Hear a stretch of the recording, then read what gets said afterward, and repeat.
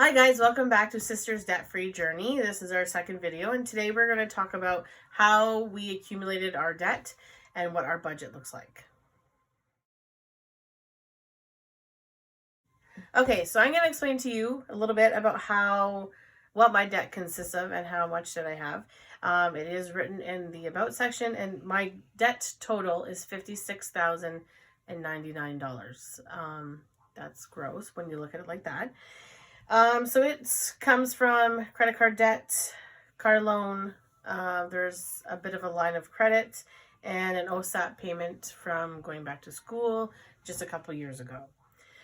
All right, so my total is just shy of $52,000, and it consists of two separate things. So the smallest debt being our car loan, and then our next debt is just slightly more than that, and it's our line of credit, which has actually been like a combination of things that we've used it and paid it off, and used it and paid it off. Everything from like our wedding, and then we paid it down, or our honeymoon, and we got new windows and siding at our first house, and like, so it's been used a lot for all different kinds of things. We bought wood to do all the railings and things around our pool, and yeah, now it's just gotten high, and I hope to get that paid off as well.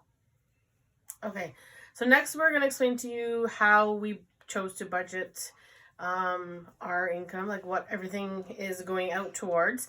Before we get into that though, we'll explain a little bit about our situation. So I am a single mom who receives just a very small amount of child support monthly. So it's basically my income, which supports myself and my child.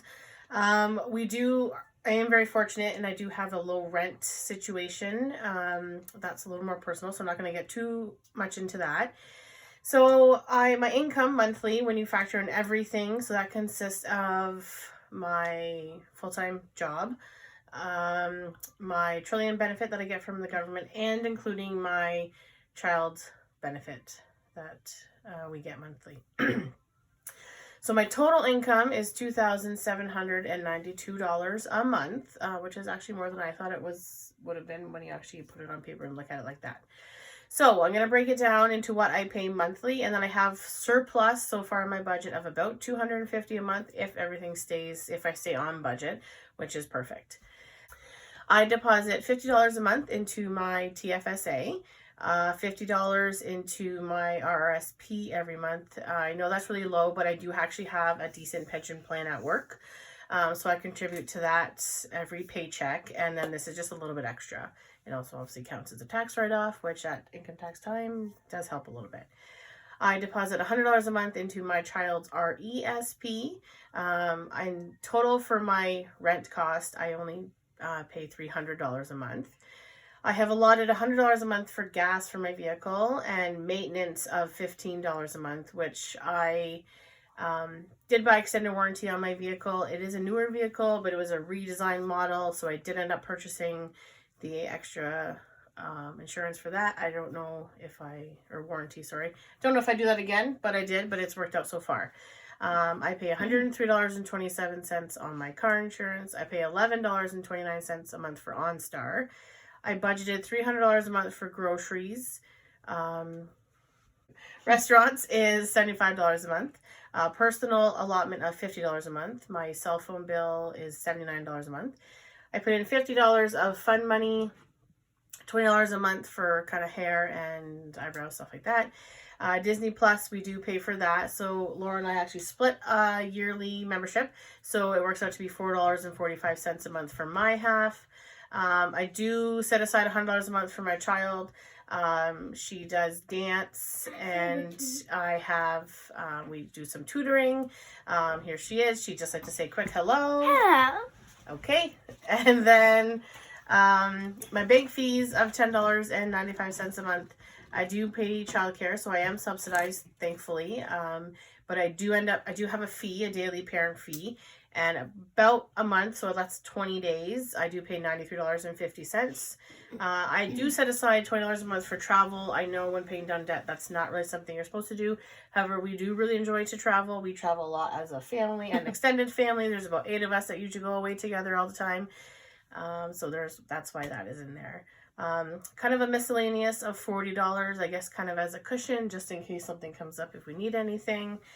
I do set aside $10 a month for medication. I have benefits through my employment, so that's just kind of for anything extra. And then my life insurance, I pay $30.60 a month. And then that's where all my money goes. And then, like I said, there's a surplus of about $250. But remembering that this is just our first month with the budget. Yes. So we'll probably be making some changes 100% for March and so on. And once we make those videos, we'll maybe talk about some things. Clearly, we know there's things we could work on, like adjusting budgets and numbers. And I mean, we're far from perfect. And once the month is done, maybe we'll be able to see where we can make changes. And maybe you'll feel more comfortable just automatically up your debt repayment right off the hop once you see that your money is where it's supposed to be. What I already currently pay monthly for everything. So I do put $150 a month on my credit card currently, and my car payment is $371.98. My student loan through OSAP is $112 a month, and I put $200 a month down on a personal loan / line of credit. How do you feel about your budget now that you look at it like this, though? I also feel like, where has my money gone when I look at it like this? So that's definitely been kind of a slap in the face. I wish, I guess, all those shoulda, coulda, wouldas. I don't like to play those games too much because I can't, change the past. But I definitely wish I had been a little bit smarter, obviously, with my money and worked on paying debt down sooner, especially since we were in a pandemic. We couldn't do anything basically for the last year. I was fortunate where I was able to continue working though. And so I guess maybe I wish we could have had started this about a year ago, but here we are now and just moving forward. Okay. All right, so now I'll go over our budget numbers. So this is money that my husband and I put in our joint bank account. So before I explain the budget though, our situation is also a little bit unique, kind of like my sister's. Last year in the spring, I guess, we had an opportunity to rent out our house. So we are homeowners. And we just took that opportunity, I guess, just to see how it would go and whatnot, to rent out our house. And so we moved in with my mother-in-law.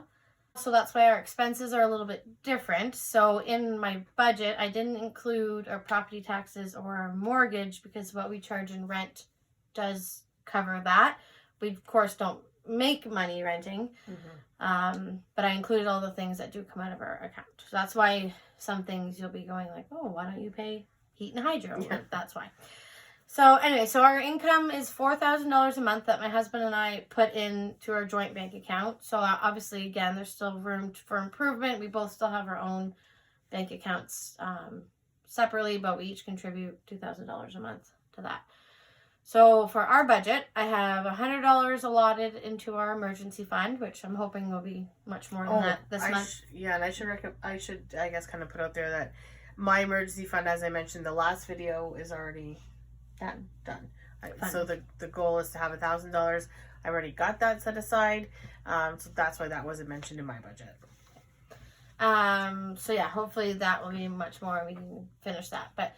Then I have $100 for our boat, which I know sounds ironic because if you're trying to get out of debt, maybe we should sell our boat. But we did actually just purchase our boat last summer. Okay. All right, so our next item is our boat fund, which sounds ironic because obviously if we're trying to get out of debt, we should sell our boat. We did just purchase our boat last summer, and we actually did purchase it with cash, so we don't make any monthly payments or anything, and we do own it with my mother-in-law, so it's 50-50. But I just wanted to create a fund to be able to put money in there each month. So then come summer, when we actually have boat related expenses, we can have money there and we don't have to add that in. So obviously gas for the boat, which is not horrible, but it's inevitable. Gas for our vehicle, because only the one vehicle that we have can tow the boat. And then any repairs or tubes, or fees, life jackets. Launching. Yeah. And we were hoping to get, if we're not going to keep it somewhere, like at a dock space, then you can buy like a season's pass for launching the boat, and it's a bit cheaper. So things like that.